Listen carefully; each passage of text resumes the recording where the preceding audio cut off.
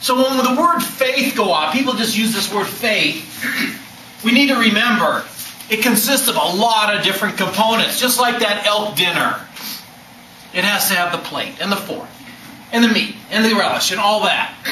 But we just say one word. The same is true with faith. So don't let things like this mess you up. Think back to that elk dinner, okay? That's what faith is all about here. You just don't use one single verse to say, this is what faith is. We need to use the rest of the Bible to define it for us. Let me take your elk dinner off your table. Put it back. It may be a real dinner tomorrow. That's like one elk. Okay. You know, elk. Okay. But you know, a fantastic verse that we just talked about. You know, he's on the Protestant principle of faith alone.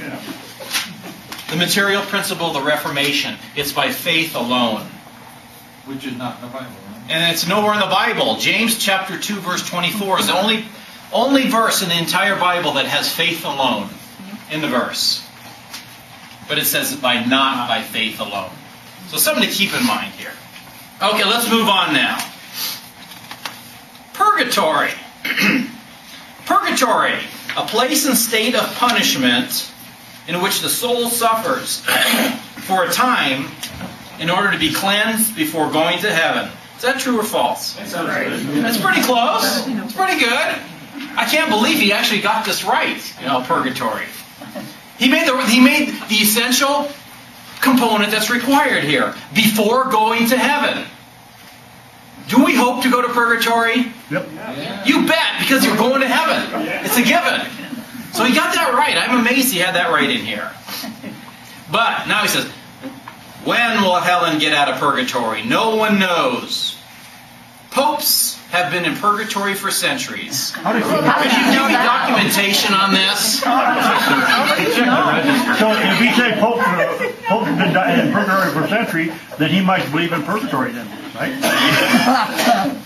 You know, how do you make a statement like this? Really? Okay? Now he says, money must be paid for masses to be said to help Helen get out. Do you have to pay money at masses to get her out of purgatory? No. No? I thought the priests liked to receive money for the masses. Well, yeah, it's a little stipend that sometimes they get. But the main thing is, do you have to pay No. to get out of purgatory? Oh, no.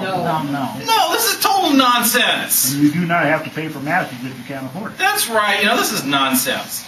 It says, this is completely against the teaching of the Scripture. Yeah, that's true. I don't think anywhere in Scripture says you have to pay for masses. I think he's right there. Helen was tricked by the one she trusted, and it cost her her soul. Now he's changing things. Here he's talking about purgatory. You're automatically going to heaven. That should be a good thing, right? Yeah, but then now down here he says, but Helen was tricked, and it cost her her soul. That means you're going to hell. Yeah. I don't know how he's getting this out of this. He's judging her. This is one of Satan's dirtiest tricks, is to take Roman Catholics through false hope into the lake of fire. So Satan's dirtiest trick is taking all Catholics to hell. Okay? Bring him on.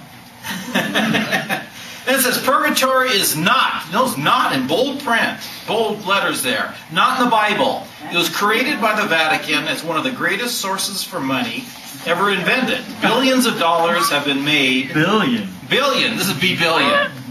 Have been made, the whore, rich from poor Roman Catholic survivors who paid to get their loved ones out of purgatory. Ooh, he references himself again. He references himself. See my publication on purgatory. Well, instead of looking at Jack's Chick's reference, how about if we look at this reference and see if purgatory is in the Bible? Yeah, but Jack Chick doesn't write that. I don't know that he really acknowledges that as a valid reference. He just throws them in there because it makes it look more. Well, let's look in this book. This book might have a little more credibility than Jack Chick. Let's look at first under Revelation chapter 21, verse 27. Nothing unclean will enter it, nor anyone who does abominable things or tells lies. Only those will enter his names are written in the Lamb's book of life. We're talking about heaven here. Nothing unclean can enter heaven. Okay? Nothing unclean can enter heaven. Now let me just ask a question.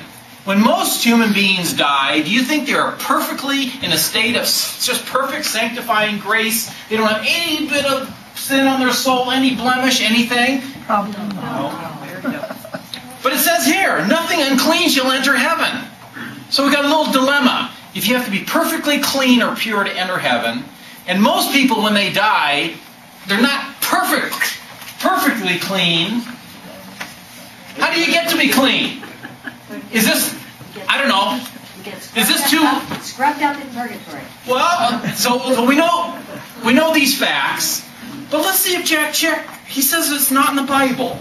Can we go to 1 Corinthians chapter 3,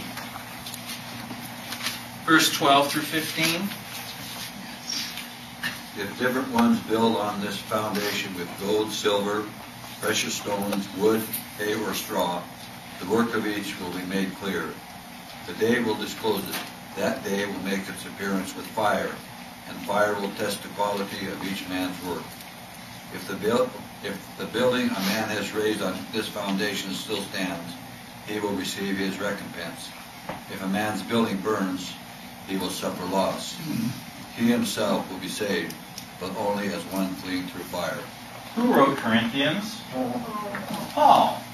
Paul's saying here something. He brings up a really interesting concept. It will be revealed with fire. And fire will test the quality of each one's work. So he's talking about fire, okay? And, purifying. Testing each one's work. If the work stands that someone built on the foundation, that person will receive a wage. But if someone's work is burned up, that one will suffer loss. When we talk about fire and something being burned up, what is the representation of that? What is it doing to something? Like gold or something, you heat it up and it's burning off the impurities, the imperfections, right? So it says here, it's talking about someone's work. Someone's work is burned up. That one will suffer loss. What do we call purgatory when you're in purgatory? We call it the church suffering, right? You're suffering loss. You're being purified. You're being cleansed through fire. And it's saying, Scripture says you suffer loss. You're suffering. You're getting those impurities burned out of you. But did you catch the part? The person will be saved. Yeah. Do you get this? Mm-hmm. The person's going to be saved. But he's getting these works being burned off. The impurities burned off, but he's going to be saved. But only as through fire. That's purgatory. And the key that makes this verses work, that person will be saved through fire. Maybe Jack Chick, next time he can include this in the booklet. Purgatory is in the Bible. It is in the Bible. And this is a source of money for the Vatican. Interesting, okay?